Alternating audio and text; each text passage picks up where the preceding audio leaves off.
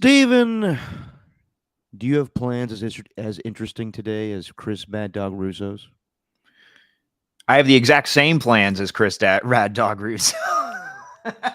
As do I. I think as every dude watching football today has. I'm gonna sit on my couch, 12 o'clock, split half a gummy, get a cocktail, My favorite part.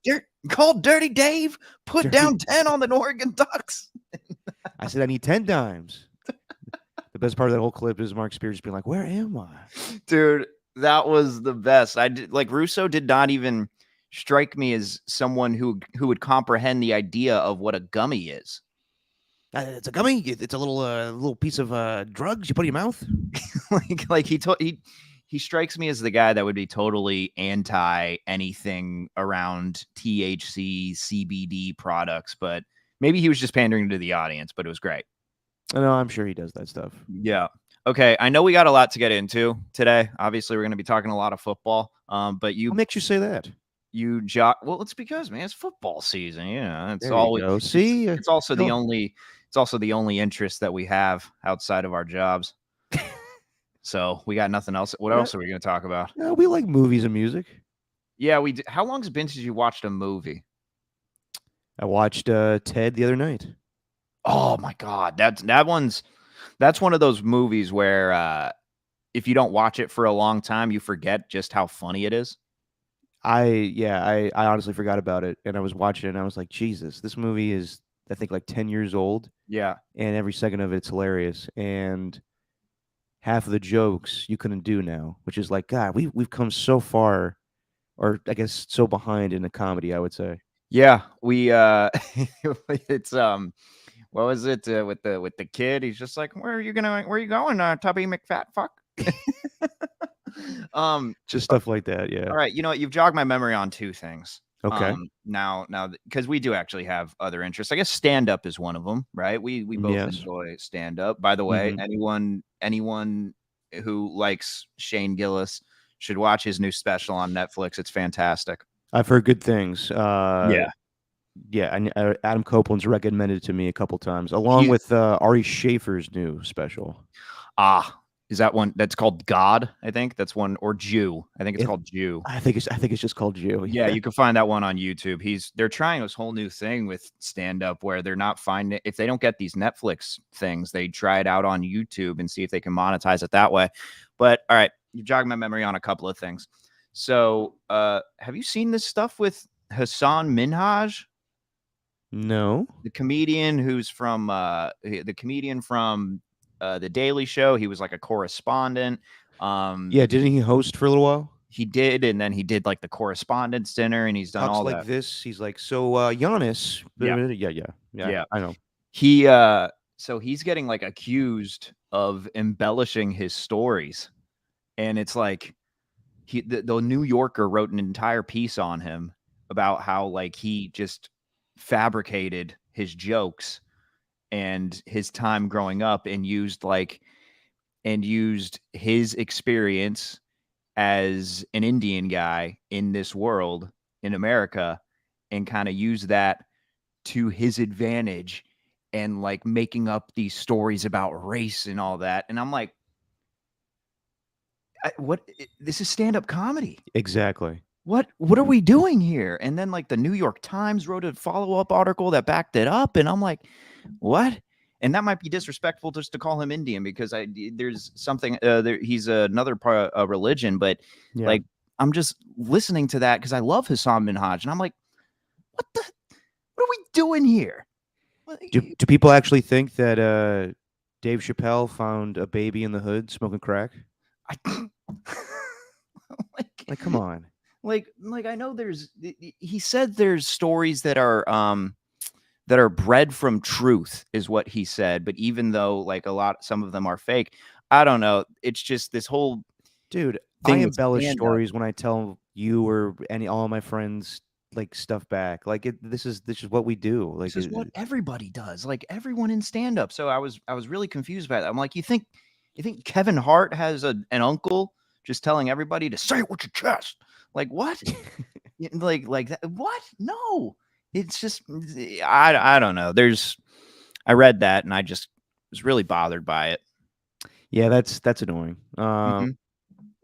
I just let comedians be comedians, people. Like it doesn't need to be a whole thing of sometimes people just want to be funny. Now, It's like they're setting. It's like the claim is that he's kind of setting us back in the progress that we've made towards equality. But I'm like, what what? exactly? What is that? I don't I don't know. understand that at all. They used very fancy words because it's the New Yorker and the New York Times. They used a bunch of words that Ah, I didn't understand, but they're just in a very fancy way, all around way of saying, yeah, he's setting us back in terms of the progress we've made to race towards equality. Like what? I- s- It's ridiculous. no comment. Just your opinion, man. Stephen Langford, Derek Papa. We will get to. It's just your pregame show, man. For week 3, we'll get to all the picks for this week. Review a little bit of the Niners game. Kyle and John got extensions. We'll talk about this crazy week the Bears had. Good lord. And some other quick stories around the NFL. But let's start with the 49ers, Stephen. Hmm. They win 30-12. Nice little, guess keep the phrase my dad is coining going, Purdy for 30. Ugh. Well, It's 49ers accurate. offense is scoring 30 points every game. Yeah, I know, but it's just stop. Anyway, um, Brock Luckley got pressured early and lucked out with some dropped interceptions. Um, but he looked fine. Hung in there. Handled the blitz pretty well. Wink Martindale blitzing on most of the plays. Debo Samuel taking the load for Brandon Ayuk and made me kind of think twice about the whole moving on from him when you got to pay Brandon Ayuk. But then again, tough decisions need to be made at some point. But he looks good. He looks probably back to the Debo of 2021 as opposed to last season. McCaffrey split more carries with Elijah Mitchell, Ronnie Bell catching a touchdown, probably the first 49er rookie wide receiver under Kyle Shanahan to actually make an impression while he's a rookie. Yep. Defense played better. Bosa actually getting to the quarterback with a sack. And I wonder if both teams were playing on Sunday, would you see a better effort from both teams? Because while the Niners scored 30 points, it seems like they kind of left some points on the board a little stagnant in the red zone, but they were fine. I thought that if the Giants were playing on Sunday, they put up a better effort. I was kind of confused as to why, and even Nick Bosa brought this up, why they didn't use Daniel Jones in the running game a little bit more with some run pass option stuff. But nevertheless, clear that the Niners are amongst the elite of the NFL as they move to 3-0. They're in that spot where the other team has to play their best. That's it. And the Giants were shorthanded. The offensive line already had a backup guard, and then the left tackle, Andrew Thomas, a guy who's a second team all pro member. Second team may not be first team, but it's still an all pro vote. It still means something. Like they were shorthanded enough. And I thought that, the offense for the 49ers took a while to get going in the first quarter. Obviously, they took the second and just ran with it, literally, because, I think over 100 of Purdy's yards in his stat line, and he threw for 310. I think over 100 of them, or at least less than 100 of them, were actual passing yards, and a lot were just yards after the catch. It was just the Niners just dominated, man. There was no chance the Giants had going into that game unless they absolutely played out of their mind. And they also had some self-inflicted wounds. The refs did not help them at all in this game. Some questionable calls. I There thought the was roughing the passer on Leonard Williams was a bit much. That was bad. Not ejecting Trent Williams, but also looking at that Trent Williams play in real time, it didn't seem as bad as the slow-mo. Okay, can I bring that up for a second? Yes. What a week for refs to swallow the whistle and do things that they don't normally do. We saw Monday Deshaun Watson shove a ref and remain in the game.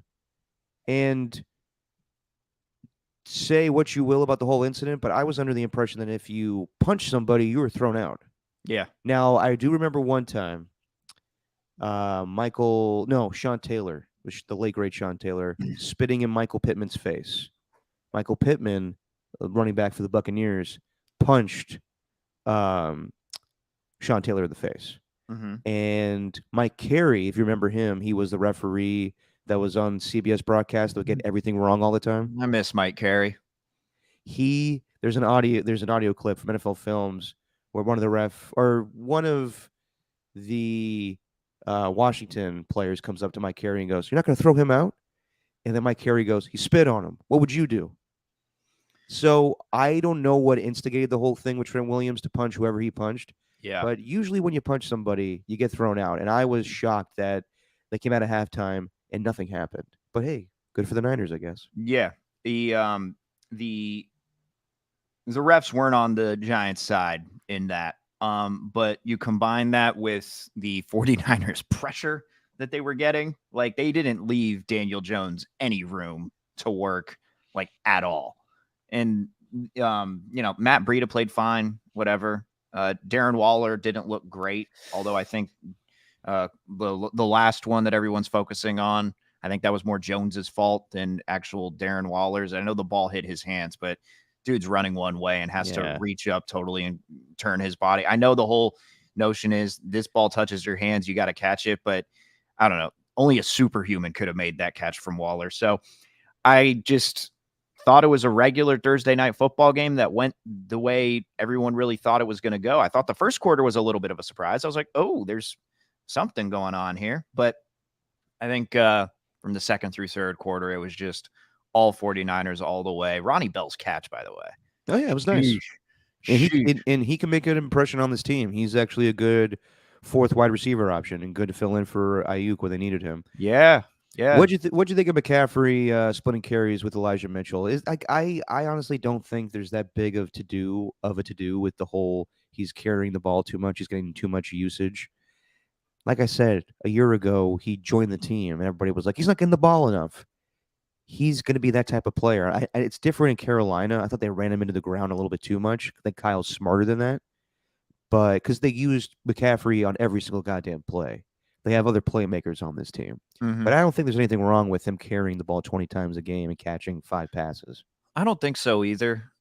I just have a problem with him getting carries in garbage time in the fourth quarter.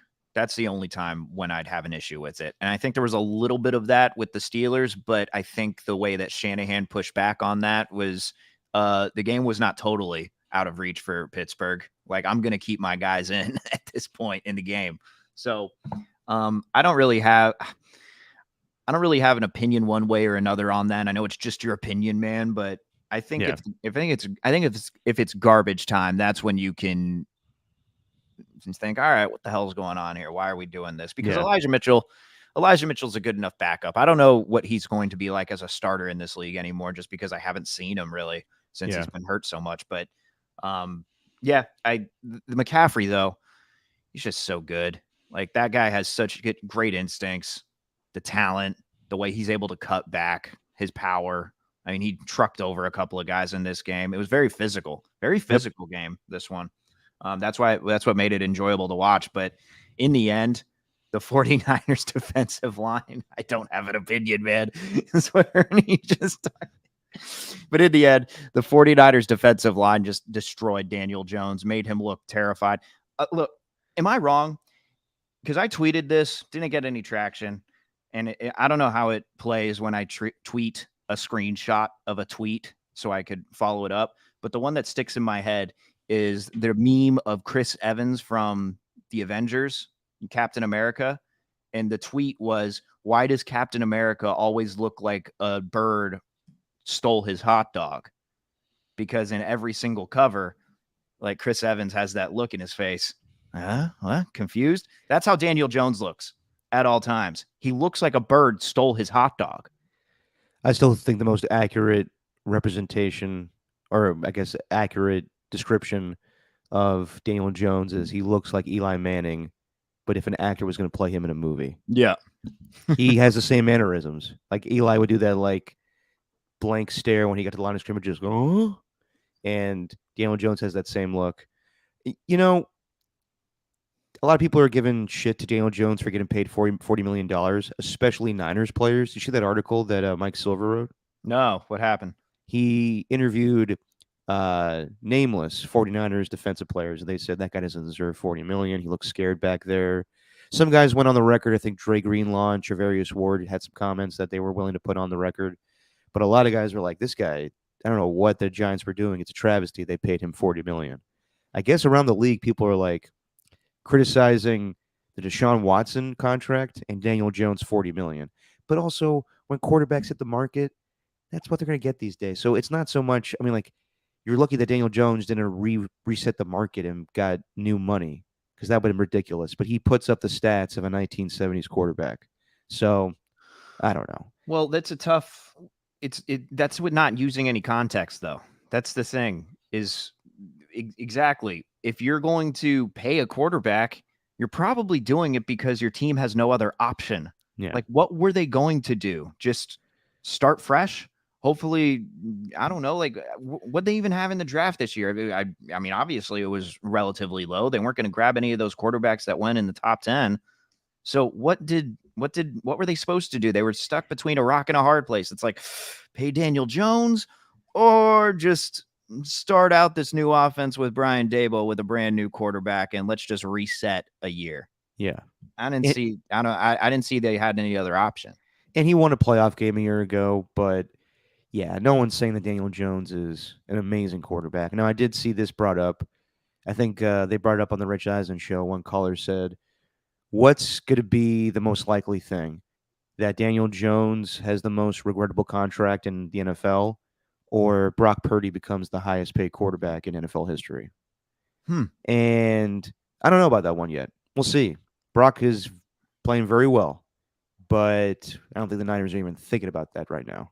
They got to deal with a whole lot of bullshit next season. But hey, that may come a time where that happens. Who knows? Yeah. Quarterbacks get every time, a relatively good, like, Tua. No one's talking about Tua's going to hit free agency this offseason. Or is he? Did they pick up this fifth-year option? I forget.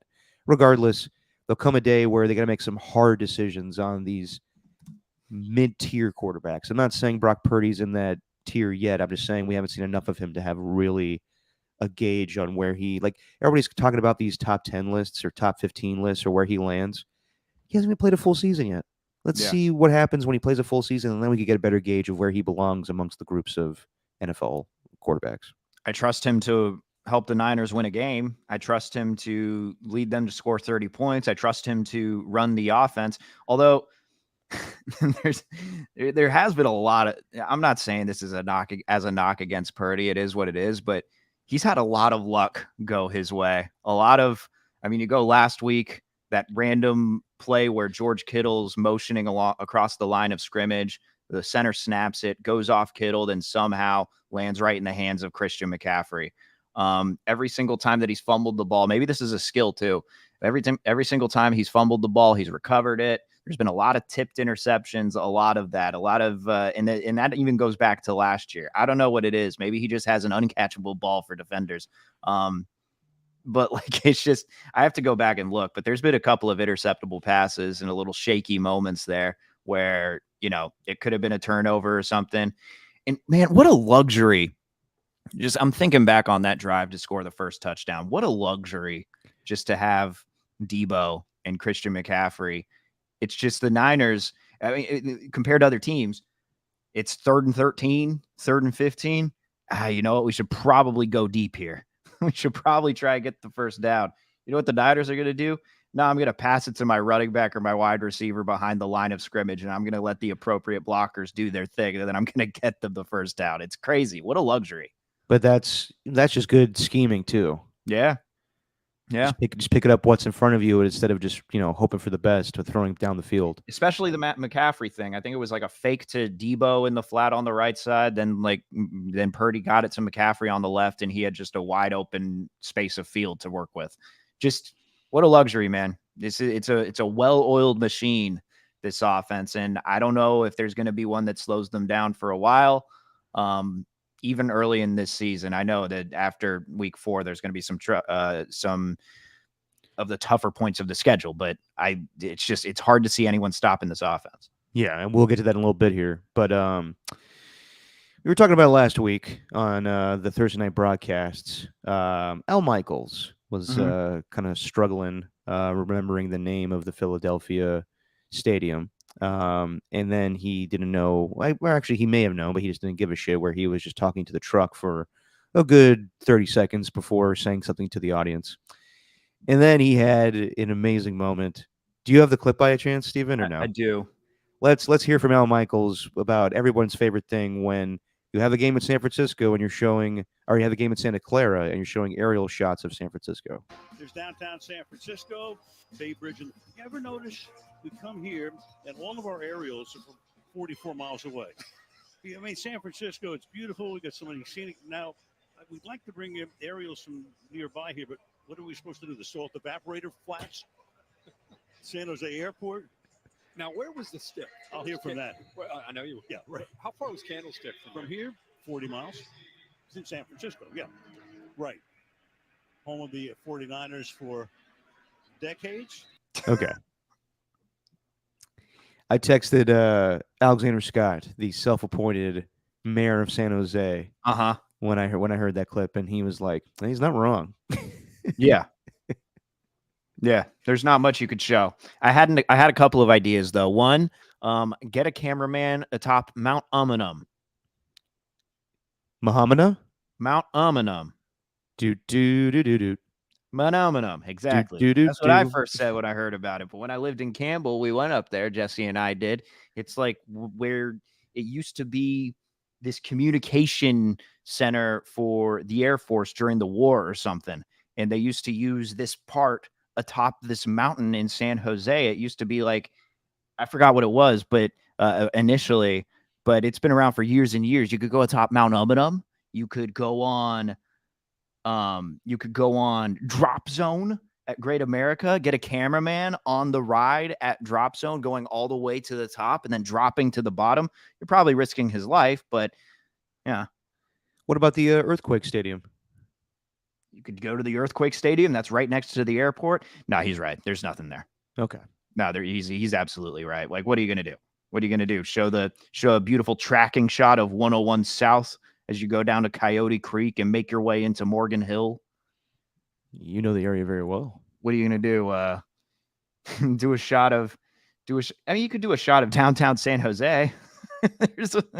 No, you could. I mean, you could do the it's a little area where like the wagon wheel is, or yeah, go down San Pedro. yeah.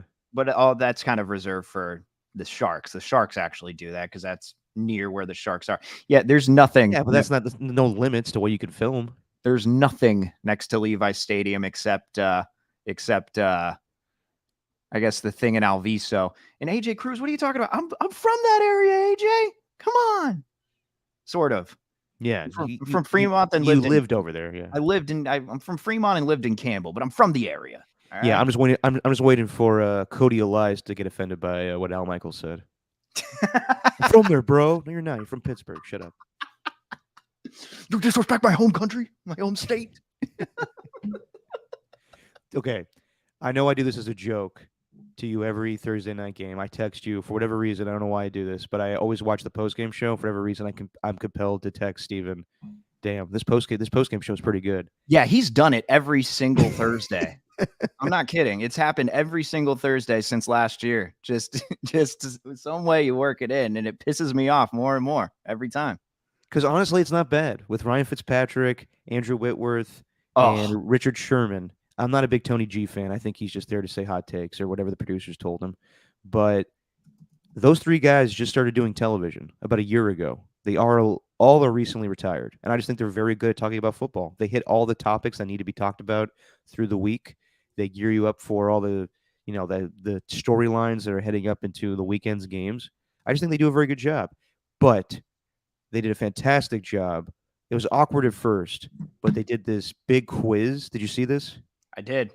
With Cal and Stanford, and they had on one side Tony Gonzalez, who went to Cal, our guy Steve Mariucci, and Namni Asamoah, which I'm like, where the hell have you been? And then on the other side, on Stanford side, they had Richard Sherman, some dude that works for Amazon replay, whatever. And then Captain Andrew Luck showed up, and this was fantastic. This is where the kids say, if you know, you know. Andrew, welcome to the show, and thank you for being here. How have you been? Great. The war is over.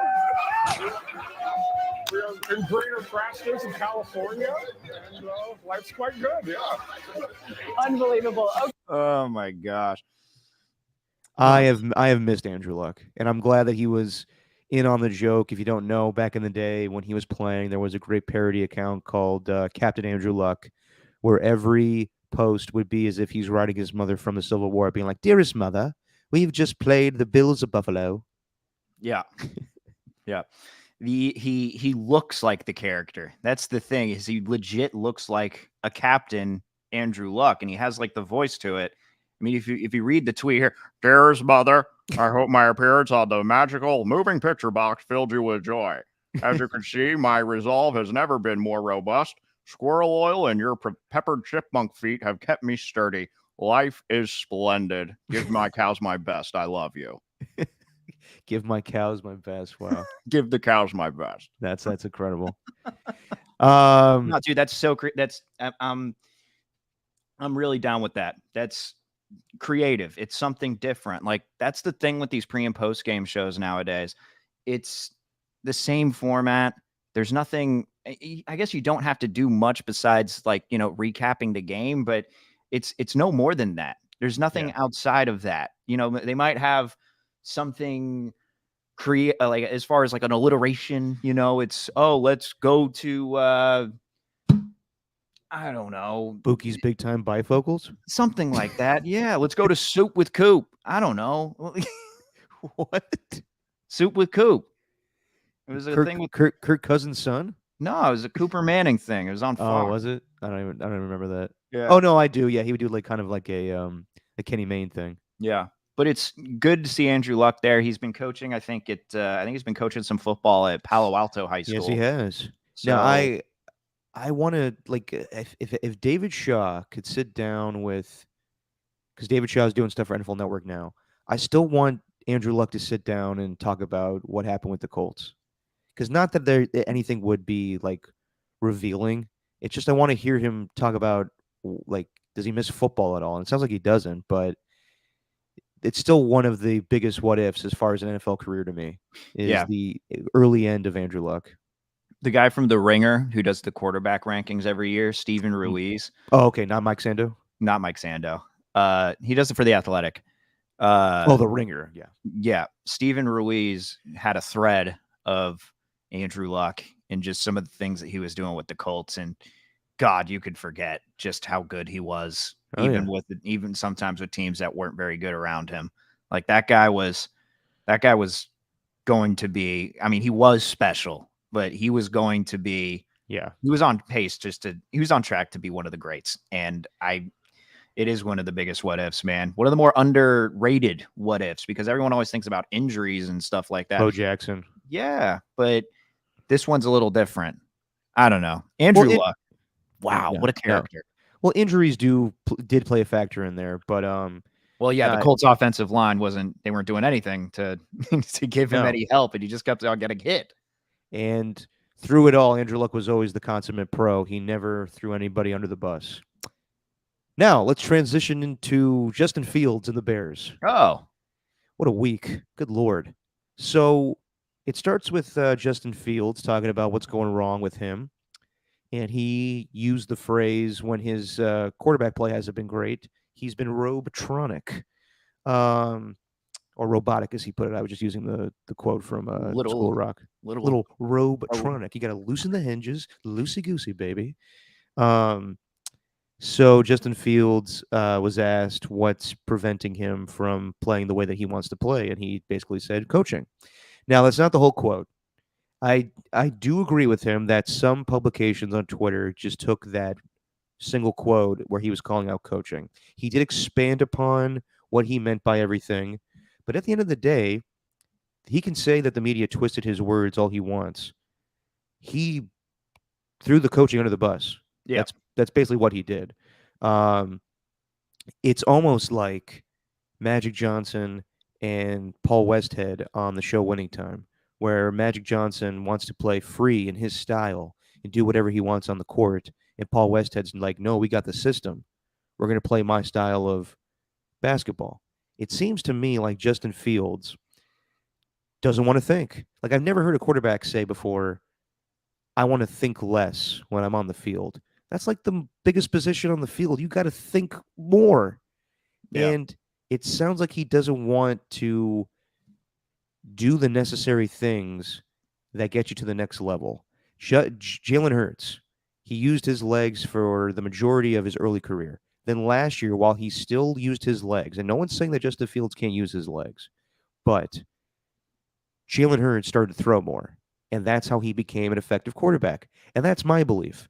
I think that Lamar Jackson is going with the flow of Todd Monken's offense because he knows he cannot be a great quarterback if he just runs all the time. He has to throw the football and throw it accurately and effectively.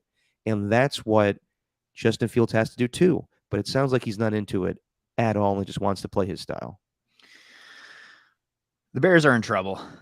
There's something going. It's not just the quarterback. I said last week, I don't think it's a Justin Fields problem. I think it's a mix of all of them.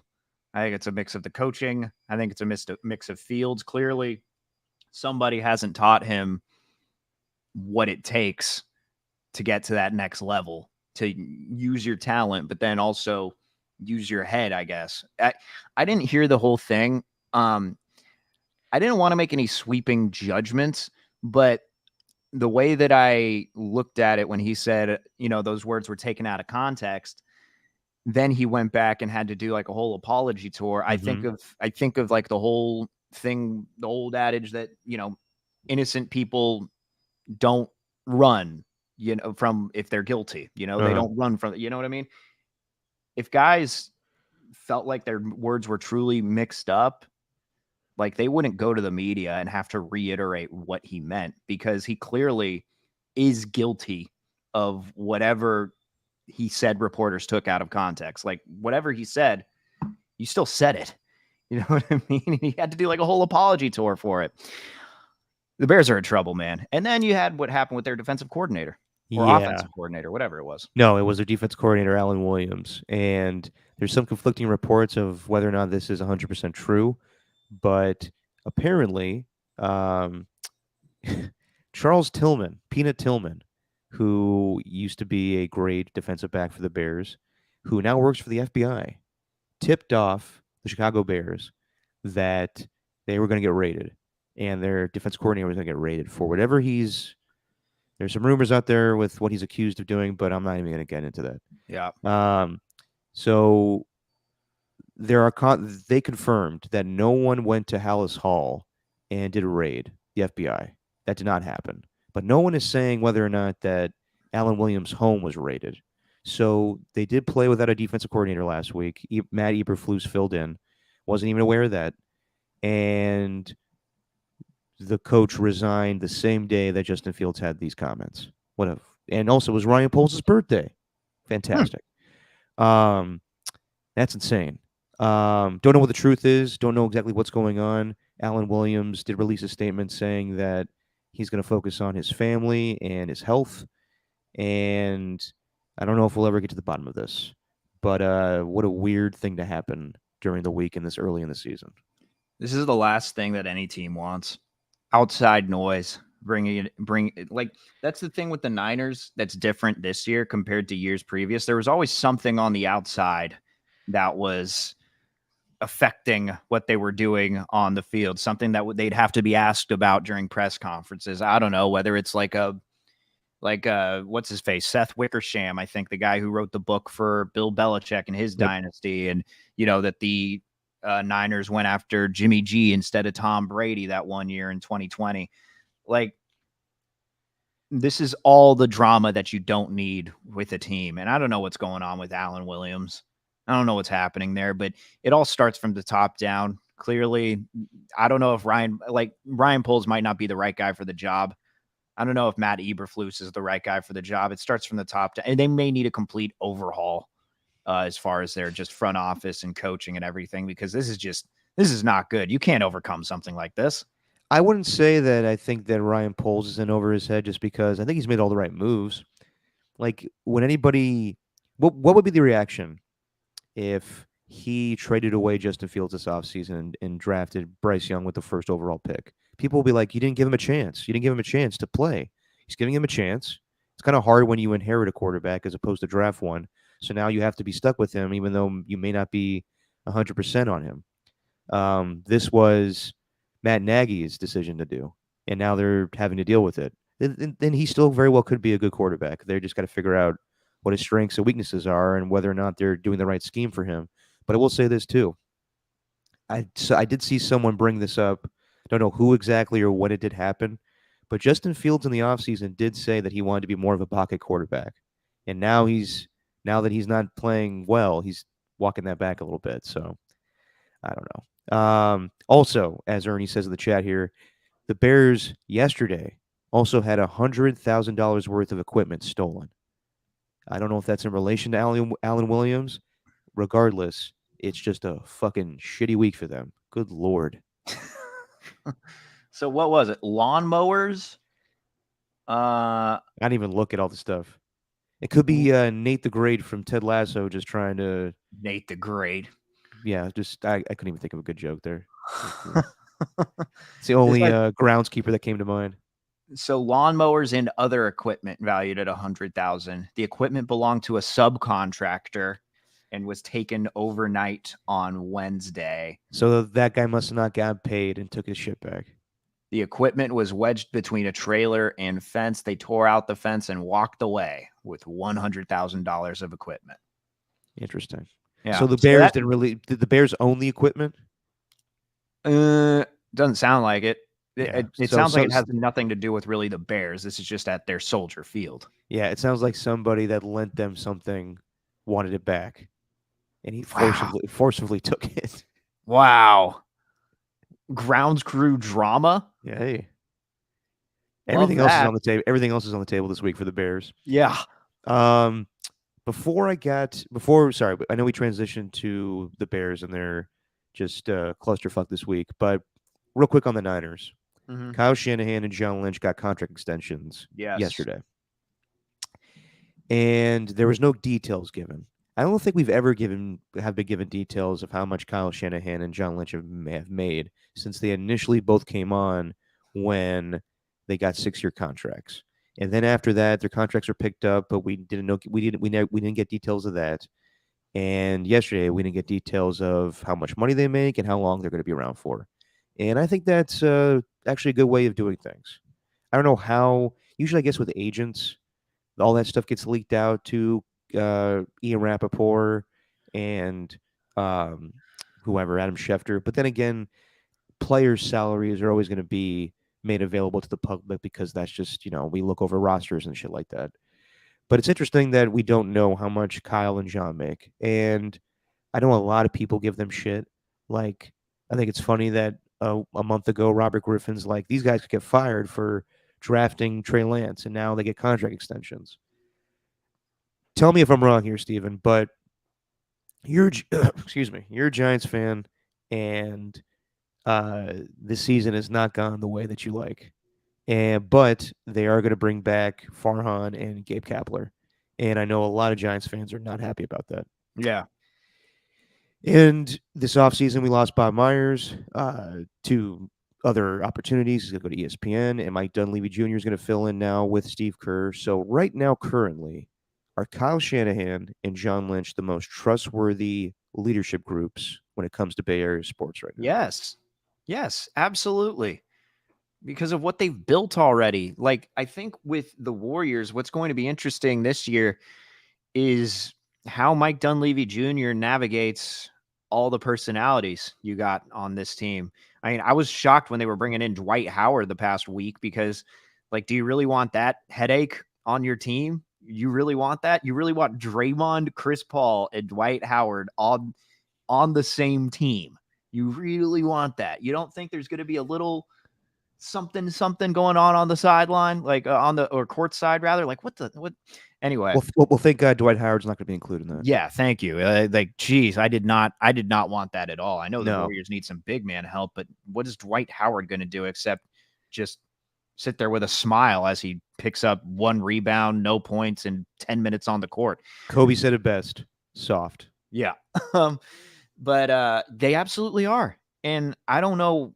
I think Niner fans were kind of just trying to find something to be mad at because, Trey Lance didn't work out, and there's a certain way fans feel about a guy like that who's taken that early, especially with the amount that was given up for him. But look at the team that they have on the field right now. This is not by mistake.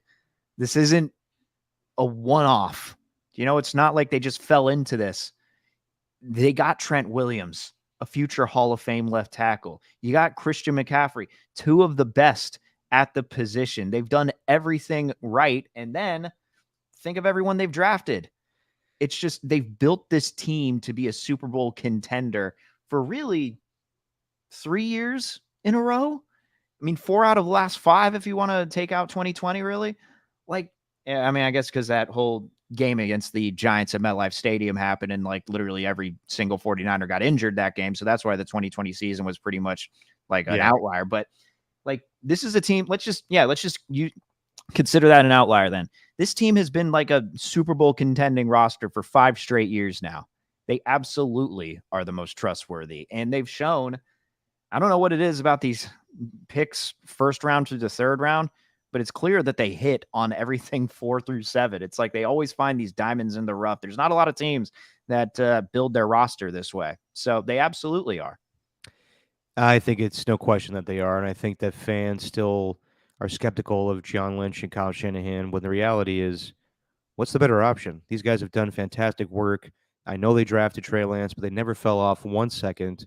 They've been to 2 NFC championships in a row, 3 of the last 4 years, maybe even 3 straight. We'll see what happens this season. But yeah, they're doing a great job. And they are probably maybe the best coach GM tandem in football right now.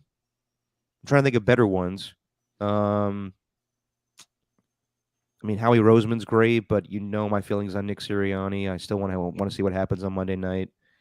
I can't think of every single head coach GM combination in the league, but it's hard to imagine you got a guy who's probably the best play designer in football in Kyle Shanahan. And then you have John Lynch, who just, I don't know what decisions he makes, but he knows how to talk. I was just going to say, you got Kyle Shanahan, and then you got John Lynch, who just does what Kyle wants. Yeah, who just. Well, you know what Lynch but does. I don't know if that's true. People say that, but I don't agree with that. Well, you know what Lynch does though? He gets deals done. That's what he does. He gets deals done. He speaks to these guys. He's the one that's talking to these players, like Nick Bosa, Williams. I'll bring up Trent Williams again. Fred Warner. He's the one that's talking to their agents. I truly believe that, and I think Lynch understands how players think. So I think he's more for the personal. He's more on the personal side of things as opposed to Shanahan. He's more on the look, just get me the players and I'm going to coach. But also I do have some suggestions of which players that I want. And I think this guy would fit here perfectly. But I think John Lynch, I think just as a person, he's good to have up there as a GM. What did he say? And I like the way that he phrased the other day. I think it was on, was it with Murphy Mac? Oh, he was on Murphy Mac. John Lynch you're talking about? Yeah. The way that he talked about the cap space that they created this year, $41 million. He says, well, we're thinking 2 or 3 years down the line with that. And, it's just the money rolls over and whatever. And it sounds believable. I don't know if he truly means it, but it sounds very good. It sounds good. They kind of have to. They need to because it's going to blow up in their face if they don't prepare for the future. Exactly. And they've got a lot of other guys working there too, like Parag Marate and Adam Peters and these guys. But what's most important here is Shanahan and Lynch keep York completely out of it. That's the part. Yeah. That's most beneficial there. Jed York does not have to get involved. And I'm sure he likes it that way, honestly. Yeah. Yeah, no. And in case of point with John Lynch actually having a say in who they, pick when it comes to players, Jake Moody. Kyle did not want to draft Jake Moody. He wanted another running back. And John not overruled him, but said we need a kicker, and he Yeah. went with it. You could tell by the press conference that Shanahan, you've joked enough Yeah, about the running backs to where there's a little reality in what you're saying. exactly.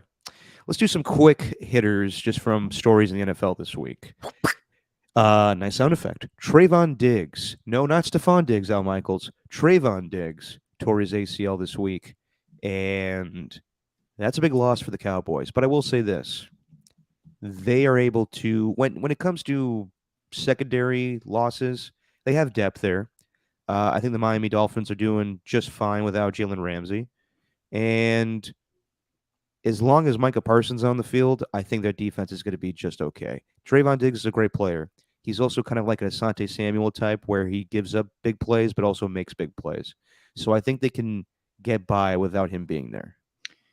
When you have DeMarcus Lawrence playing at the level that he's playing to, opposite Micah Parsons, and then Jonathan Hankins, former Raider, up the middle, I think they'll be okay too, because you can relieve the secondary as long as you get some pass rush in there. There's certain I don't know, where's this notion? I get the whole thing that they want the Cowboys to be so good that everyone's going to tout them as the best in football. I don't see it that way. Like, I don't see it that way at all. I think the 49ers are the best in football right now, and I don't even think it's close. Really? Well, Yeah, we'll see. Who have the Cowboys played? They played the Giants and who was the last opponent? Jets. Yeah, the Jets, the Giants and the Jets. Are we really going to dub the Cowboys the best team in the league after they face the Giants and the Zach Wilson-led Jets? Well, they're gonna have a hard one tomorrow, Steven. What's that? The Cowboys. Oh, they're playing the Cardinals. Yeah, it'll be hard. Yeah, tough one, boy. Josh Dobbs. Really like Josh Dobbs, actually. I'm a Josh Dobbs fan. Consider me a Josh Dobbs fan, but that's going to be an ugly game. You're a dauber. I am a dauber. Yeah, I don't think that they'll play the Patriots, but I don't know if the Cowboys will be truly tested until they play the Niners until week 5. Right. So we'll see what happens there. You and I did not give proper praise to the Miami Dolphins in the last podcast. We pretty much hit on every game except for that one. And I just want to say that I've been pleasantly surprised with how good they're playing, especially Tua. He's thrown some picks, but he also, when it's kind of like with Brock Purdy, like you really, how would he do on a different team when he's got all these great playmakers? But it's hard to fuck things up when you're Tua, when you got Jalen Waddle and Tyreek Hill and all of the offensive weapons, and Mike McDaniel being a great schemer as well, coming from the Kyle Shanahan tree. He's thrown very well, but let's see what happens when he gets thrown off his game like a year ago where they lost 5 in a row. He obviously got concussed again, but his groove was thrown off when more teams were blitzing him. So yeah, the Dolphins have been impressive, good on defense. Yeah. I'm conflicted because I don't like Tyreek Hill at all. I think he's gotten away with too much because he's just really, really fast. Just the audio recordings, him allegedly breaking his 3-year-old son's arm in 2014 back at Oklahoma State, and choking his pregnant girlfriend, like all the stuff that's come out, and he hasn't been charged for it. I don't know. I'm always conflicted with that. But man, anyone who listened to the pregame show from 5 to 6 on 95.7 Monday through Friday, they knew the affinity that I had towards Mike McDaniel when he was the offensive coordinator. Like when he was doing interviews, I'm like, who is this guy? And now I'm seeing him grow into this where everyone knows that he's like the funniest coach in the NFL now. Anyone who listened in 2021, they knew what was up if they listened to the pregame show, because I used to replay pretty much every press conference from Thursdays for him. But he everyone knows he's that guy. And it's crazy to think that with Tyreek Hill, somehow he's innovated a new way to use him, which has Tua very effective, has defenses on their toes. Like even Andy Reid didn't think this is the way to use Tyreek, because they have very different quarterbacks, and that quarterback can just stand on one foot, then throw it 60 yards and just have Tyreek go deep. But McDaniel made it so Tua, his game's enhanced. Plus Tua is also, there's a really cool video. There's a touchdown that he threw. I think it was in week 1, where the pocket collapses, but he still steps up and maybe takes 2 or 3 steps and just rifles one. I think it was to Hill or Waddle. And there's a practice video they showed where he's literally doing that exact same movement. So Tua's clearly put in the work. Mike McDaniel has created an offense that works around him and to Tyreek Hill both. Everyone was so worried about Tua throwing the deep ball and how he's going to work with Hill. And I remember you and I saying, like, what are you talking about? Like, Hill could do everything. They'll be just fine. Yeah. And now look at him. It's a perfect marriage. And the thing I love most is that Tua's really open with the media now. He's actually a very entertaining watch whenever he's himself. You know, he doesn't feel like he has to be robot quarterback guy. Now we'll see if it keeps going for the Miami Dolphins. The Raiders finally put Chandler Jones on the non-football illness list, and I don't know how long he's going to be out. He posted a video this week where he's in his underwear eating cereal, tagging LeBron James for whatever reason. Yeah. He also posted a conversation he had with Larry Fitzgerald where I don't know what's going on. All these things are from like 2 years ago too. Are they really? Yeah, that's the weird part. Well, when it's the non-football related illness, obviously something's up with Chandler Jones' mental health. So hopefully everything gets, first and foremost, hopefully he gets correct. But, whenever he can play football, that's the least of everybody's worries. I think just the Raiders are kind of expecting kind of life without him at this point. Yeah, for sure. I don't even, I think it's moved on now from I hope he gets the help he needs to, it's not that for me. It's now, I hope he accepts the help that he's getting, because it doesn't seem like he's accepting the help. If everyone's telling him, like, he's taking it as, oh, you're calling me crazy. Yeah. You're saying that I'm this and that. Well, like, so he's not accepting the help. That's the biggest problem with that. I not only hope he gets the help that he needs, but I hope he accepts the help whenever it comes to his front door. And because it clearly he's not. And I don't know, whenever he says, y'all thought Kanye was crazy. No, Kanye's not crazy. Kanye is psychotic. Like, Kanye is way out of his mind now. I don't know, man. I can't see this going anywhere good. Like, he needs to get that help. He needs to accept it. Yeah. No, it's not a good situation, but hopefully it gets rectified soon. It's like Kanye's my hero as he's getting a blowy on a gondola in the middle of Venice and getting ousted from it. It's like, what? He's totally banned for life. Who's been banned for life from that place? It's like the most romantic place on the planet. I know. And this dude decided, he's going to drop trow and get his Kim Kardashian looking wife to satisfy him. Like, what?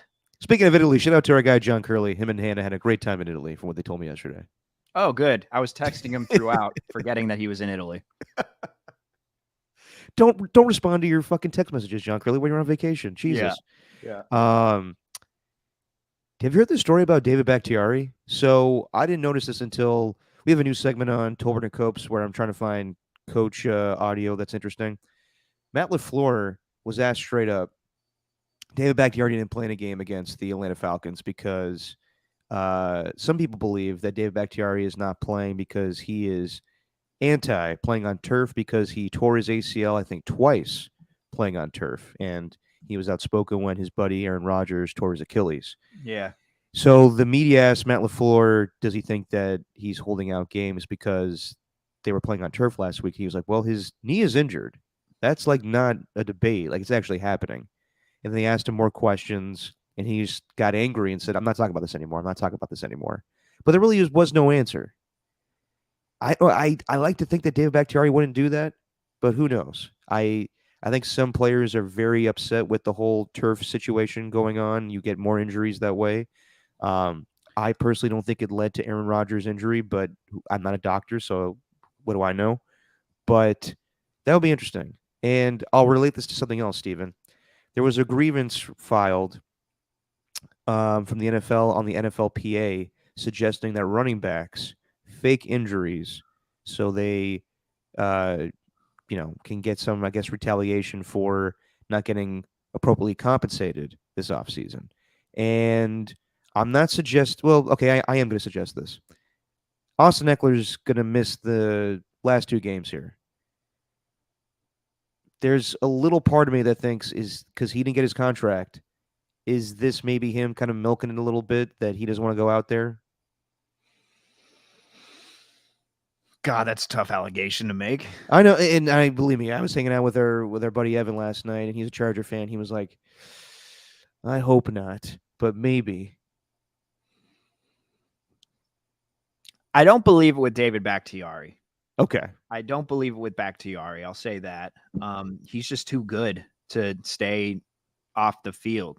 Like we've seen offensive linemen dog it before, unless he's like not a fan of Matt LaFleur, but I don't think there's anything that's going on there. Kind of like, I don't know, Trent Brown with the Raiders. I don't think there's anything going on there. I think he's just hurt. And the Eckler thing, boy, with the running backs and the contract, maybe, or he's just legitimately that hurt because no, it could be the case. Eckler's, I don't know, watching the top 100, Derek, because I watch the top 100. Eckler seems like a guy that would want to be on the field and wouldn't want to miss time just to fake it with an injury. Like, not with the way that his team's been playing, and the fact that he could probably point to those games and say, you know what, if I played, we probably would have won. You know what I mean? Yeah. I don't buy it really, but it's an interesting case to make. Well, he also is, I mean, at the end of the day, he's also just an NFL player, and those guys want to do their jobs every week. But injuries are happening more to running backs as they do, and that's why these guys are not going to get paid as much as they would like, and it's not a great situation. There was a whole memo sent, and they believe, the NFL believes that the NFLPA suggested this, and I just been thinking about that. But I'm not going to, I'll believe Austin Eckler's legitimately hurt until we're told otherwise. But they did creep in the back of my head. Last little quick hit here. Did you hear Sean Payton talk after the Broncos lost to the Commanders? I didn't. So he basically said, so a reporter asked him, it seems on the final drive that, or whatever drive it was, that Russell Wilson had a hard time getting the plays out. And he goes, just the final drive. It was the whole game. We had a hard time doing this. We had a hard time doing that. I got to be better. Russ has got to be better. I don't like burning early timeouts. I don't like doing any of that stuff. And it made me think, isn't this the same shit that Sean Payton made fun of with Nathaniel Hackett? Yeah. How the offense was terrible in execution as far as getting the plays run and penalties and burning timeouts and all that shit. And then Sean Payton, 2 games into the season, immediately throws Russell Wilson under the bus, which, it's pretty clear that I get the feeling that they don't, like, I think Russ wanted to make this work, but I think Sean was just like, it's the only job willing to pay me, so I'm going to do this. Sean literally told him, don't go kissing babies and focus on football. Yep, exactly. Like, they don't get along. I don't believe they will. I think there's going to be some friction there. And they do they have the second most penalties, I think, in the league right now. I forgot I think the Texans are first, but the Broncos are second. Like, Peyton comes from this era where he wins a championship, and if it doesn't go right, he points the finger at everybody else. He's not going to believe that it's him. It's not going to be a him problem. And this is where I just think it's not going to work with the Broncos. And it also goes back to, I think, what your larger point was before the season, which was he didn't want this job in the first place. Nope. He probably wanted that Chargers job and thought he could get it from Brandon Staley, and probably is looking across his AFC West rival right now thinking, I could do a better job with that team that you have there than imagine if me and Brandon switched jobs. Yeah. Imagine how we'd look right now. Probably the opposite. I'd probably be 2-0 with your Chargers teams, and you'd probably still be 2-0-2 with these Broncos teams. Yep. Mm-hmm. No, he definitely had to make a hard decision to go to the Broncos when the Chargers were going to be cheap and not going to pay him, which Peyton reminds me of Gruden 2.0, but worse. Yep, we've been saying that. It's getting a bad vibe from this whole thing. Can you imagine the emails maybe Sean Payton had sent? I'm not going to go there, Steven. Just kidding. Who? Well, you know what? Sean Payton and John Gruden were good friends, but no, I'm not going to insinuate that Sean Payton would talk that way. Even though I'm sure other coaches have. I'm just kidding. All right, should we pick some games here? Sure. Let's do it. All A right. little thing we call wins or wings. Ooh, we're going back to Hard Knocks. Nice. We're going back to Hard Knocks. I kind of like it. No, I like it too. All right. So, Steven, I am up 3-1 on you from Thursday night. I got the Niners right. I got the laying the points right, and I got You got everything right. I get Yeah. it. Just quit filibustering. I get it. You got everything right. 3-1. I All just right, wanted to make let's it clear do to this. the audience. Sorry. All right, good. Yeah, good stuff. All right, here we go. Hey, I was the one that lost last time. All right, Atlanta at I'm Detroit. not salty. I'm not salty. No. By the way, maybe we should change the name of this segment now because we don't usually eat wings now. We just drink sauce. Anyway. Yeah, it started Atlanta- out. No, I think we keep it. I think Okay. we keep it so people know of the evolution that this has gone through. It's gone from wins or wangs to wins or wear a box to wins or God, you eat love that hot box. dogs. Yeah, the box was a good idea. I'm still But- going to stand by that. By the way, did you see this new NSYNC Hot Ones yet? I did. We watched it this morning Good. as I was making my picks. Yeah, we were watching it. It's funny because Joey Fatone just kept going, "Oh my God!" Joey Anyway. Fat One. Yeah, All right, Atlanta big boy now. at Detroit. Yes. 2-0 with these Atlanta Falcons and the Lions with a upset last week, or they were upset by the Seahawks. 1-1, but they get another home game, and they are 3-point favorites at home, and the over/under is 46. Atlanta hasn't faced a passing attack like this yet this season. I think Arthur Smith, though, can find weaknesses in that Lions passing defense, but ultimately, I think it's going to be the Lions that come out on top. So lay the points with the Lions. Give me the over. I'm going to do the same. You should probably take the over in every Lions game because they'll Yeah. put up the points, and they will give up the points. Mm-hmm. Houston at... What are you doing? I just told you I'm doing the same. Oh, you're laying the points with the Lions, too? Yeah, I'm going over. Okay, cool.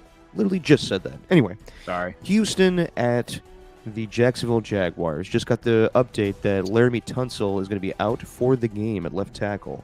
So the Jacksonville Jaguars are 8-point favorites as it sits right now, and the over/under is 44. Jacksonville laid an egg against the Chiefs at home last week. I think they're going to try and bounce back in front of their home fans, lay the points with the Jaguars, and give me the under. I think eventually it's just going to be, let's run the clock out here. We're going to be up 30-3.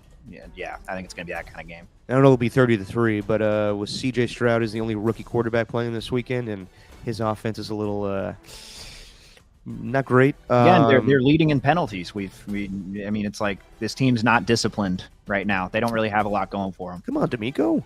I'm doing the same exact thing. Jacksonville laying the points, taking the under. Although I was looking up the defensive stats earlier, Houston's not as bad as you'd think defensively, but No, they defensively they're fine. It's just that offensively they yeah, have no rhythm or rhyme. yeah, they It's need not bobsled time. Mm-hmm. It will be Bob Slowick time eventually. And Nicely done there. Thank That you. actually was well done. Thank you.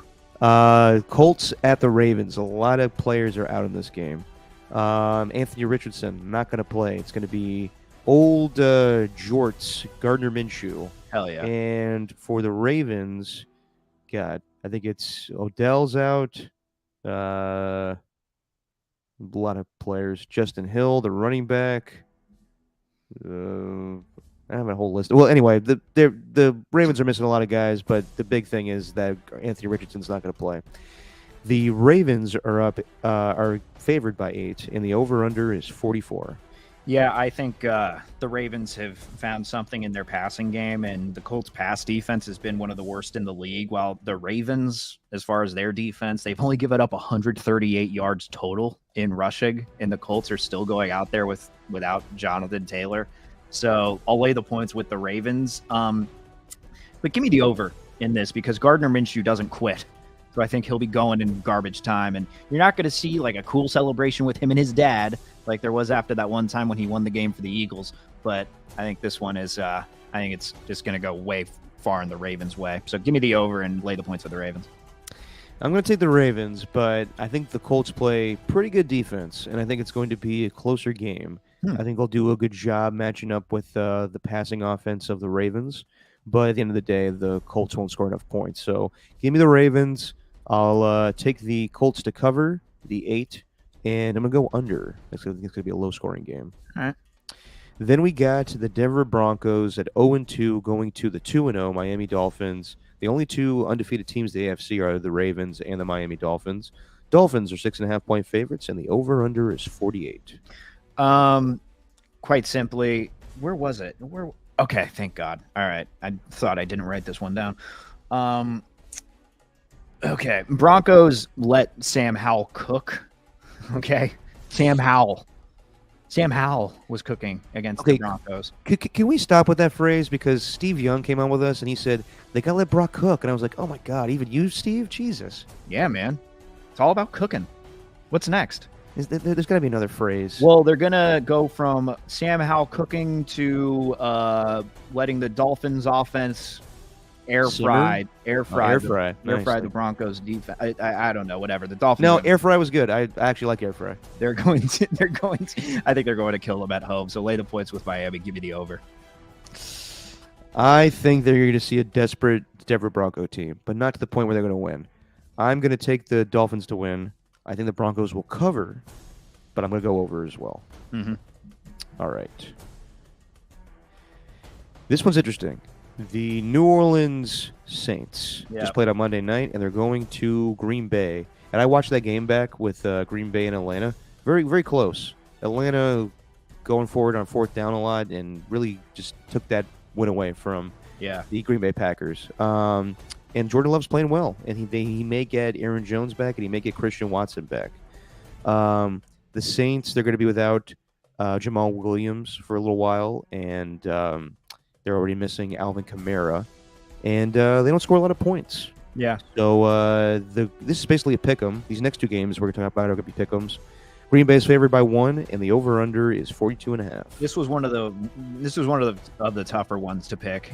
But I'm going to go with the home team in this one and give me the under. So I'm going to take the Packers. Give me the under. I just don't think that Saints offense has figured things out without Kamara, and that Saints defense.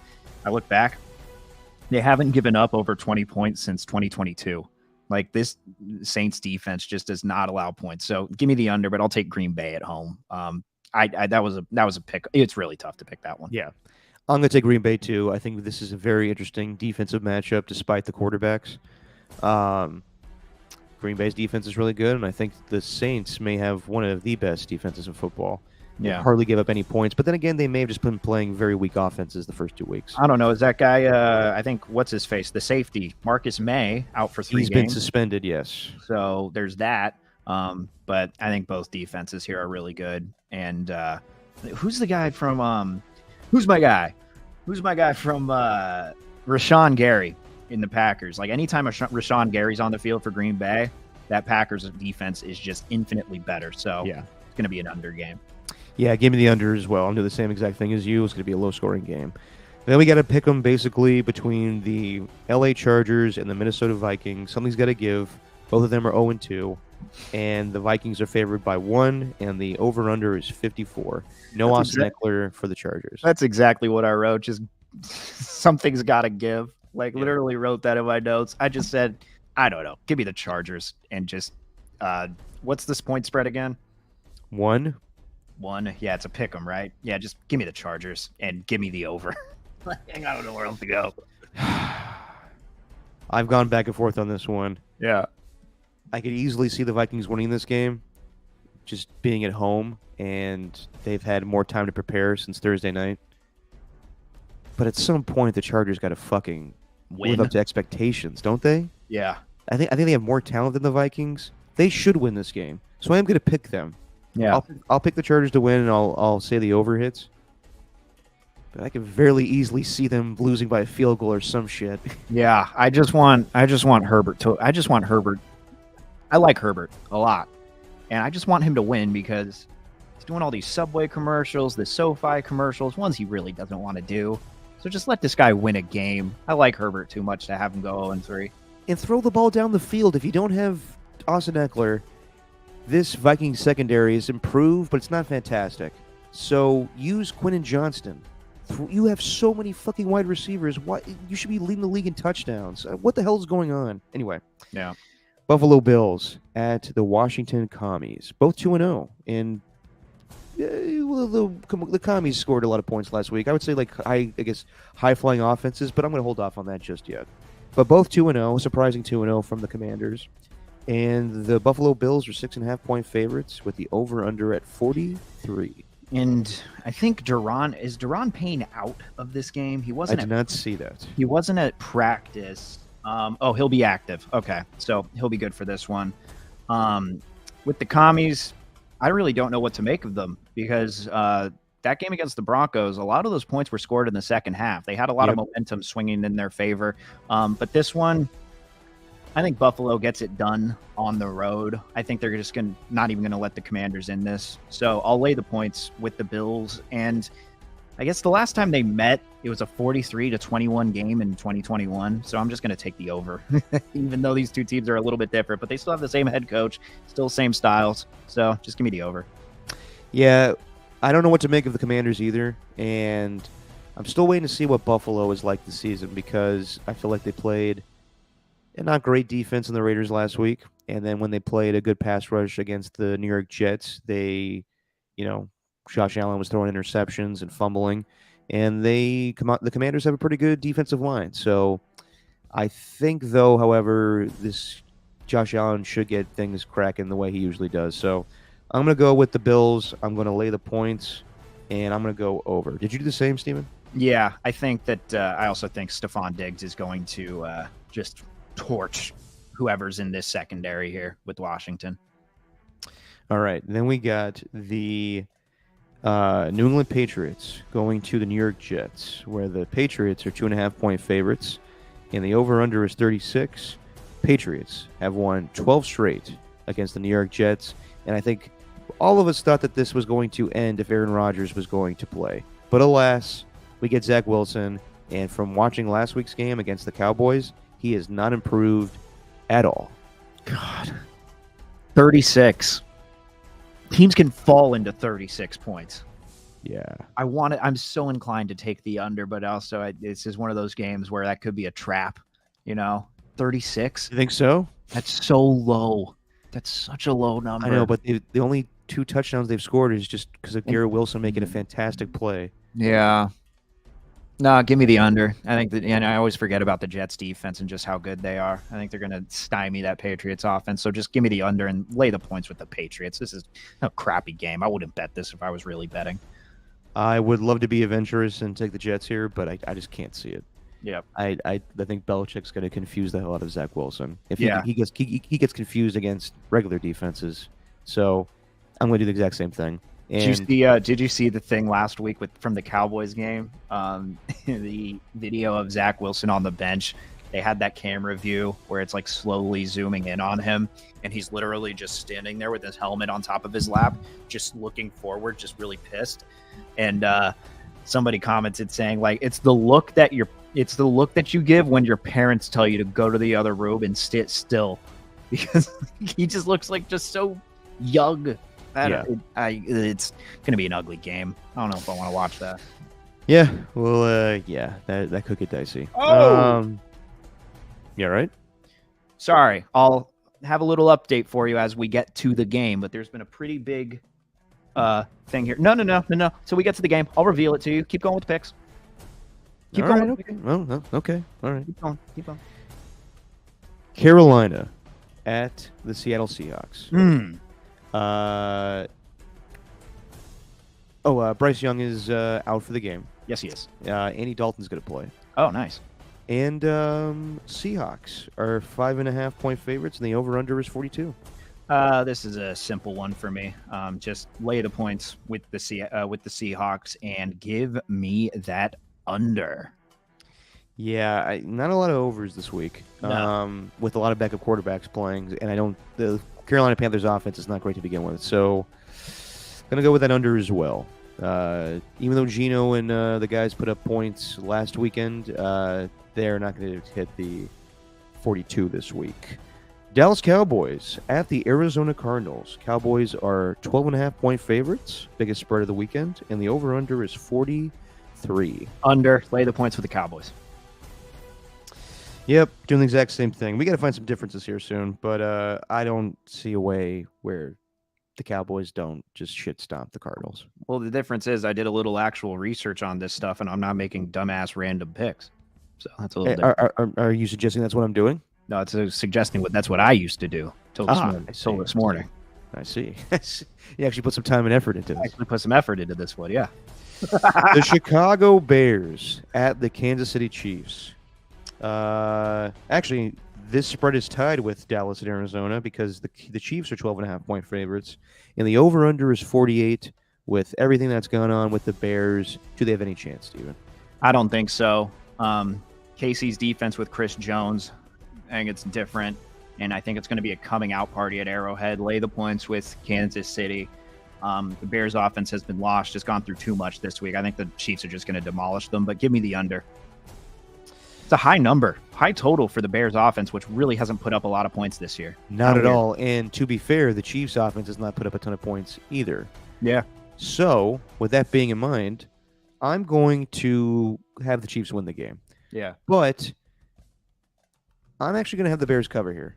Sometimes when you go through some detrimental shit, you rally together as a team. And not to say that they're going to show any improvement, but I just think that the game will be closer than 12.5 points. So I'm taking the Bears to cover, and I'm going to have that under happen.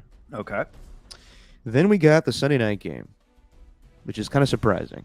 Even though it's two great franchises playing against each other in the rivalry of what the history used to be, kind of weird to have this as a Sunday night game, but I'll take it. The Pittsburgh Steelers taking on the Las Vegas Raiders, and the Raiders are favored by 2.5, and the over-under is 43. This will be the worst passing defense the Steelers have faced so far. Say what you want about the Browns, but that pass defense is damn good. Obviously, they faced the 49ers in the first week, while the Raiders, this might be the best defense they've faced so far. I'd take the Steelers over the Bills and the Broncos. So just lay the points with the Steelers. Give me the under. I don't have much faith in this offense right now for the Raiders. So wait, sorry. So you're taking the Steelers to win? Yeah. And the over-under was what? 43. 43. Yeah, give me the under. So since you're picking an upset here, should this count as 2 points? Sure. Yeah. All right. That's where we're going forward now. When we get a favorite at in this one. Nope. Raiders favored by 2.5. Oh, all right. There is no rhyme or reason to this. Raiders are just home, and for whatever reason, they always beat the Steelers at home. Whether they were in Oakland or I don't think they played each other in Vegas yet. Steelers fans will take over the stadium. That's going to happen. And it's going to suck when you see a bunch of terrible towels at Allegiant Stadium. Yeah. But for whatever reason, it may just be that Ben Roethlisberger sucked in Oakland, but the Raiders always beat the Steelers when they came to play them at home. Bruce Gradkowski. Exactly. Well, on the road there, yes. Fantastic. Oh, yeah, that was on the road. One of my favorite calls of all time is just Tom talking over my dad, do a touchdown, and my dad going, "You want to do it, Tom?" For whatever reason, I'm taking the Raiders to win. Give me the Raiders, lay the points, have that under. Wow. And then we got a doubleheader on Monday night again. Kind of like it this, Steven, even though you don't like it. Philly at Tampa Bay, 2-2-0 teams. The Eagles are 5-point favorites, and the over/under is 46. I was first surprised at that number. Feels like 46 is pretty high for this game, but this is the Buccaneers are an interesting one, man. Do I believe in this defense? Do we believe in Baker Mayfield and Mike Evans in that connection? I don't think that they're going to score much. I'm going to take the under with that. I don't know what Philly is. That's the tough part. I'd easily lay the points with Philly, but I don't know what they are as a team. I'll spread this -5. This is another one this is like New Orleans and Green Bay. I had a tough time picking this one. Lay the points with the Eagles. Maybe they figure it out here.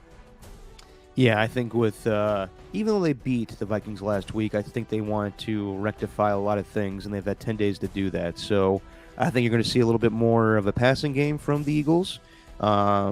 Maybe A.J. Brown to actually get a touchdown and not get angry at Jalen Hurts or Nick Sirianni anymore. and I'm not buying these Bucks, not yet. So I'm going to take the Bucks to. I'm sorry, I'm going to take the Eagles to win. I'm going to lay the points, and I'm going to have the over hit. I think it's going to be actually some points scored. Mm. And then the last game of the night, which I'm assuming this is where you wanted to bring up your news, Yes. This could but be. it's not Joe Burrow related. It is Joe Burrow related. Oh, it is Joe Burrow related. This could be very fake because it's, after all, you know who posted it, right? Our guy Dove. Our guy AI Dove, who just reports stuff, and then anytime these reports fail, then he just says, "Well, I was just reporting the report." Joe Burrow expected to be out on Monday night, and this is according to Jay Morrison, who is a Bengals beat writer for Pro Football Network. So he has sources from the team that say Joe Burrow will be out. Nothing's been made official, but there's a very real chance that Burrow might not play. And I'd believe it too, because that did not look good limping at the end of the game. No, it didn't, and my fear of the Achilles becoming a problem for him, just like Aaron Rodgers, is becoming more and more likely every day. Yeah. And also, I guess he sat in a golf cart with Mike Brown, the owner of the Bengals, and they had a long conversation. I probably wonder about, like, maybe we got to think about our future with you and can't damage it. So maybe you sit a couple games. Jamar Chase, if you remember correctly, before the season started, said, "I don't need Joe Burrow here until week 5." And then yesterday they asked him, "Do you think he's going to play?" And he said, "I doubt it." And he even suggested that it might be better for him to not play. So originally I was going to pick the Bengals in this game because I thought that eventually they have to get out the snide. Or Schneid, I should say. Whatever. But with this news, I don't know right now. Who's their backup? Trevor Siemian? I don't even know. I'm looking at it right now. Hang on, I'm looking. Well, it up. as it currently stands, the Bengals are still favored by 2.5, and the over/under is 43.5. Yeah. God, it all hinges on Joe Burrow, though. Can we Yeah, I know. Can we wait to make these picks and just put them in? Jake Browning is the backup. Who the hell's that? It's not Trevor Siemian? No, Jake Browning and Reed Sinnett. Oh boy! And they just signed AJ McCarron, who was Brett Musburger's favorite quarterback back in the day. Yeah. Oh, shout out to this guy Trevor Browning. He's from Folsom over there in the Sacramento area. So shout out to him. Yeah, I'll take the under on that one and give me the Rams because I actually don't think Burrow's going to play. Give me the Rams.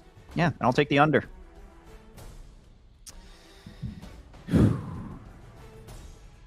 I'm gonna get crazy here. Oh boy. Despite the fact that if Joe Burrow, it sounds like Joe Burrow's not going to play, sometimes the head coach could just scheme it up for the backup quarterback to be effective. And Zach Taylor knows Sean McVay's team pretty well, and he knows Raheem Morris's defense as well from being in. Well, did they link up together at the same time? Probably not. But regardless, he knows these two teams played against each other in the Super Bowl a couple years ago. They know each other very well. And I think that even if Joe Burrow doesn't play, I think that Zach Taylor can find a way to scheme it up for Jake Browning, I guess. Mm-hmm. The only reason I say this is because I remember a couple of years ago, the Bengals played the Steelers on Monday Night Football, and Joe Burrow was out for the rest of the season. And still, for whatever reason, the Steelers were shit stomped by the Bengals because Zach Taylor, I think, is a good coach. So I'm going to take the Bengals to win, and I'm going to lay the points. But I'll go under. All right. And there you go. We'll see what happens with Joe Burrow. Interesting. I'd say so. Mm-hmm. Anything else you want to get into, Steven? Did you see Pete Davidson's new girlfriend? Did you see it? I did not. Who is it? He's dating Madeline Klein from Outer Banks.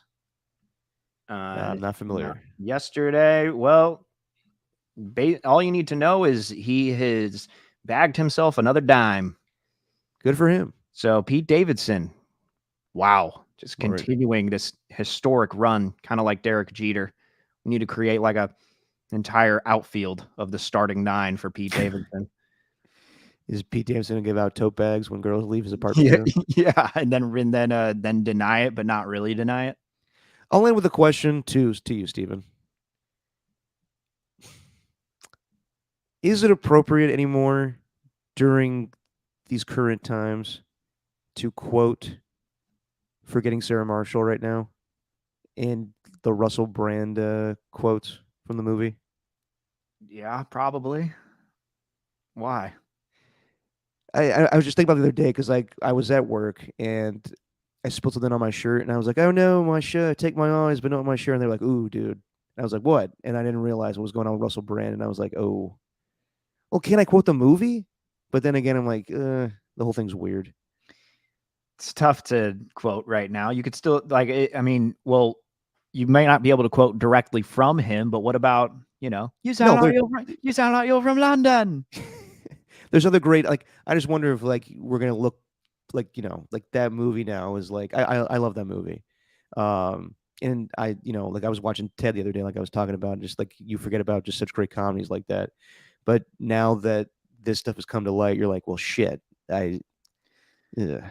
I don't know. Like, the reaction to it too is, I'm seeing a lot of nobody's surprised by this kind of news because Russell Brand, after all, like if you've ever heard his comedy before from prior to Forgetting Sarah Marshall, it's kind of like the Louis C.K. thing. It's like, oh, there's some truth to what he's actually saying. Yeah. And then it might be the same with Russell Brand. But I don't look at people and think, that guy's a predator. Like, Yeah. I don't automatically look at somebody like that and think, he's probably done something heinous in his past. Like I don't think about people like that. So anytime something like that comes out, I will always be surprised because I try to see the good in people, but everyone is just automatically, you're shocked by this news? Yes, Well, I am. Well, anyone that's accused of stuff like that, you're like, well, I hope that wouldn't take place. I hope people are smarter than that. Yeah. You'd think that people would be, but they're pretty scathing. And I also just, don't like the whole, no, we need facts to clear it up, blah, blah, blah, whatever. Fine. It's a dicey thing, but yes. Yeah, it's a very dicey thing to talk about. It's very delicate and all that, but back to your original thing, yeah, probably quoting that movie is not gonna bring you into many circles there. I don't know how to phrase it. That's fine. I'll hold off. But even so, it's just the whole thing's disgusting. Well, you could still, I mean, even Jonah Hill. Like, have you seen Jonah Hill and the stuff that's come out with him? No, every day there's something new now with celebrities. Like Yeah. I'm just waiting for the writer's strike to end. But now Yeah. we're getting what's new with Jonah Hill? I don't even know. It's just he sent like these super long texts to his ex-girlfriend, and she revealed them through social media, and him just being a total control freak. Well, now that I can believe. But there's, it's nothing terrible. Actually, Okay. if you read it, the headlines, I think, misconstrue it. If you read it, it's like, okay, well, this guy has very, very specific boundaries like that he needs for the girlfriend. So I guess I can understand where he's coming from, but a lot of people seeing that and looking at Jonah Hill a little differently. But this is also like the second version of Jonah Hill. I look at the first version of Jonah Hill, which is like, Forgetting Sarah Marshall, super bad, knocked up, whichever. But this second version's a new version. Now this is like the mid 90s and all that Jonah Hill. Yeah, the kind of the surfer bro. Is he a surfer bro now? I was thinking more of him as kind of like a auteur, where he fancies himself as like a Academy Award nominated person, and like another movie that I forgot about back in the day that I watched recently. This Is the End. It's great in that. Oh yeah, yeah. But there's also some sense of truth to that. Did you ever see the interview with Jay Baruchel? Yes, he's like, me and Jonah legitimately hated each other. We didn't like each other. That's why the movie's great, because they actually brought up like real shit with their actual personalities. Yeah, Jay Baruchel did not like Hollywood. Like he thought he wanted to be a movie star, but then he got included in it, and it's like, ugh. Did watch 21 Jump Street the other day, Ernie. 21 Jump Street out there. I did watch that. No, that's a solid flick. I do like the second one a lot better because it's just a ripoff or just a kind of a parody of doing a sequel. Yeah. Yeah. The corniness of the main character, the blonde quarterback, Yeah, the main exactly. guy. Like, yeah, it was great. No, it was just hilarious. It was like he shows his tattoo that they think is like an actual like plot point in the movie. It's like, no, hey man, we used to be on the same team together, the Red Herrings. Like really like in depth like screenwriting jokes in that movie. It's really well done. All right, Steven. I think that's it for today. See you on Tuesday. See you on Tuesday. All right, and we'll see all of you beautiful people. Well, actually, I've never seen any of your faces, but I'm assuming that you're all beautiful. We'll see you guys on Aw. Tuesday. I'm gonna assume Jess. Oh, yeah, I've seen Jessie. I'll throw her in there. We've got a little Ducks buff coming up. We do. You think Colorado covers? I think they can cover. I don't think they win. Yeah, 21 points is a lot.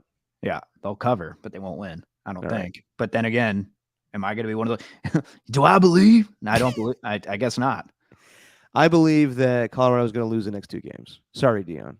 They're going to lose to Oregon today, and they're going to lose to USC next week. Dion's going to pop up on this screen and Y'all don't believe. somehow throw a pair of Blender's sunglasses right at your face.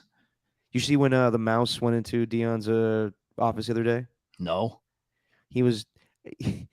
This also brings up what is he doing during the week? Like he does a lot of interviews, but I'm sure he's game planning and taking things seriously. But then he goes on social media and takes a video of himself being like, "There's a mouse in my office right now. One of us has got to go." He's a great personality, man. Glad he's around in college football. It's much needed because you need to move on from this, Dabo Swinney, Nick Saban, Jimbo Fisher, all taking over college football. You need to move on to someone else. Did you hear Kyle talk about Dion? Yeah, Glowingly, like he was a child again. I guess so. Kyle doesn't really have much emotion in his voice. Oh no, it was all in the face. He loves himself some Dion. That's his favorite player. Used to watch Dion and stuff. And on that note, Steven, say what you always say. It's just opinion, man.